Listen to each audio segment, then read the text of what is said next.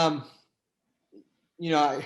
ever since the NBA season started and you guys got together in Brooklyn with such a good team, I know you've been saying that it's all so much about just playing basketball and hooping and whatnot.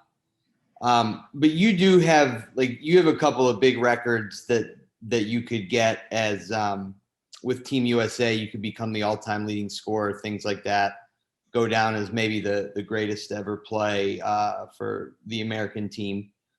Does any of that matter to you? Have you thought about any of that kind of stuff as you get ready for these Olympics? Nah, records are meant to be broken, and people calling you the greatest, that's all opinions, I can't concern myself with that. It's about how I come to work every day. Thank you. We'll go next to Samuel Rodriguez. Hey, Kevin. This is Samuel Rodriguez at New Stitch Media. You guys are facing a strong France team in a couple of days. Can you speak a little bit about how you guys have been preparing for that game? And then can you speak a little bit about the three players coming in and the impact they'll have? Yeah, France is a well-oiled machine. They've been playing together since they were kids, so they know each other, and a lot of NBA players in that team. And we've been focusing on us and see how we can see what our identity is through training camp in Vegas and our first practice here in Japan. So it's all about us, but we understand how talented these teams are and how good their chemistry are. So we're looking forward to the challenge and adding three guys, two champions, newly crowned champions, and another guy who's been on that stage and knows what all about at winning big games, on playing in big games. So add that IQ. Three of those guys with high IQ to the team is going to help. Thank you. Paul Gant, you're up, and then we'll go to Brian Lewis. Kevin, I hope all is well. So you guys lost your first two games, and then you came back, you beat Argentina, and you beat Spain. Do you feel like your team is coming together right now? Yeah. I feel like we're understanding what Coach wants from us on both ends of the floor. I feel like guys get more comfortable with each other and their roles on the team, and that's only going to go well for us as we start to play real games. So it was good to kind of get a punch in the mouth early on to remind us that this is not going to be a cakewalk. And, so many people are used to Team USA coming in and blowing everybody out. So it was good for us to see that. And hopefully those are the last losses. Thank you. Brian Lewis, you're up, and then we'll go to Tim Reynolds.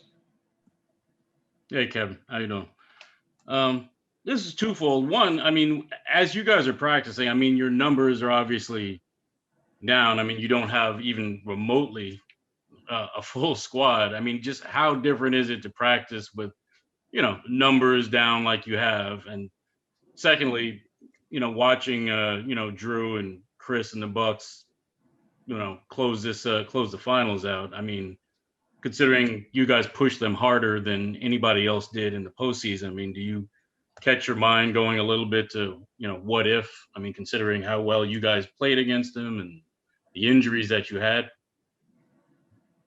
I think we got a lot of guys that, we anticipated this with guys being out, and COVID might have interrupted some of our practice schedules. So we got guys here, Josh Majette, Cam Reynolds, guys like that can fill in and help us in practice. So those guys are coming in and doing a great job for us.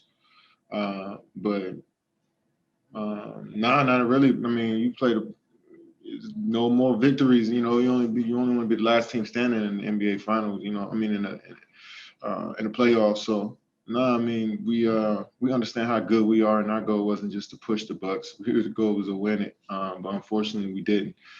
But congrats to the Bucks, an amazing team who fought through a lot these last few years to get to this point. So nothing but respect for them. Thank you. Tim Reynolds, you're up, and then Gary Washburn will be next. Kevin, good morning, good evening, whatever it is. You've obviously, what it's like. You know what that feeling is like to win an NBA title. Obviously, you've never gone 3 days later from one of those to the Olympics. But even when you win one, what does the experience take out of you? And do you have any sense of how hard it's going to be for Devin and Drew and Chris to sort of change gears to something this big this quickly?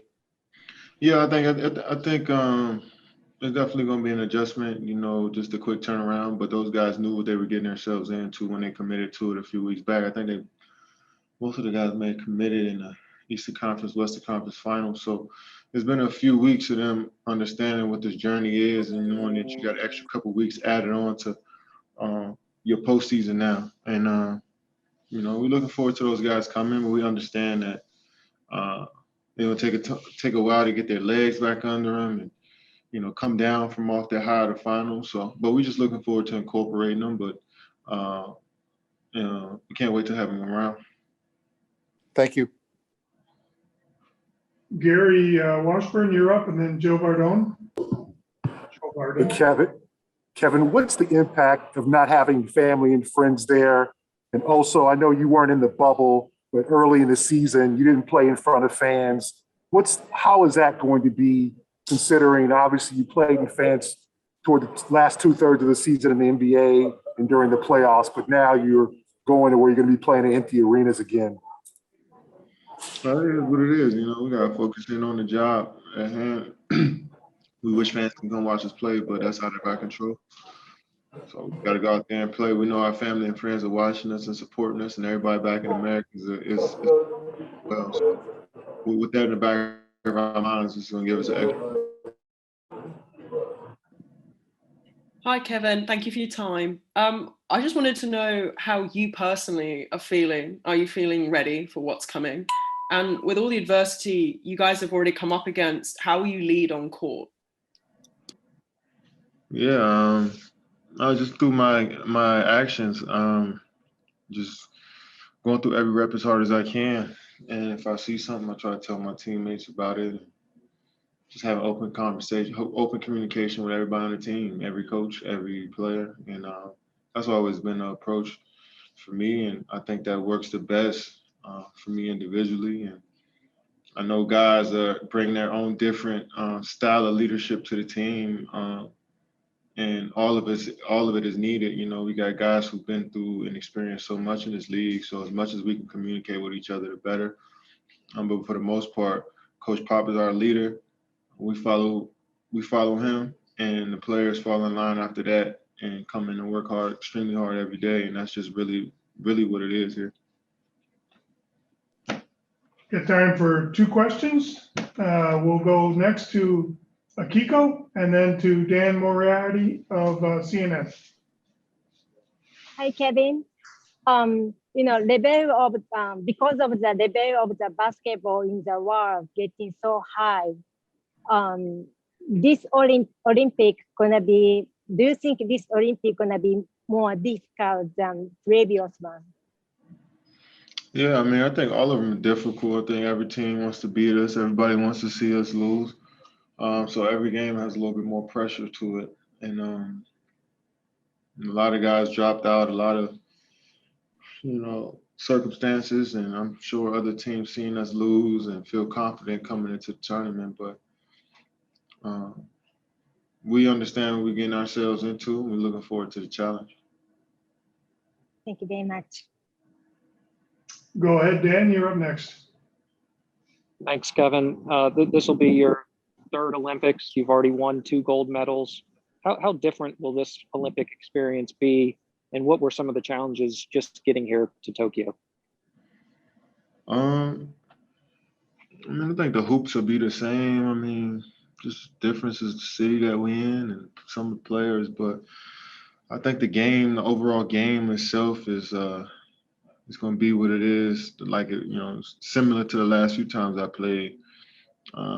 But I don't think it was difficult getting over here. I think, you know, not having Zach on the trip, you know, we was all on edge about his next test, and then luckily that you know, he got through protocols and he can come join us again. I think that was the only thing we were focused on, worried about. Outside of that,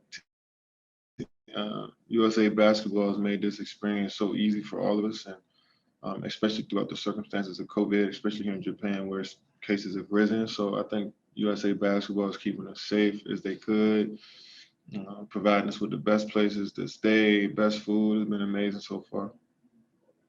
Kevin, we got one more question and then we're done. Go ahead, Brian Lewis. Hey, Kevin.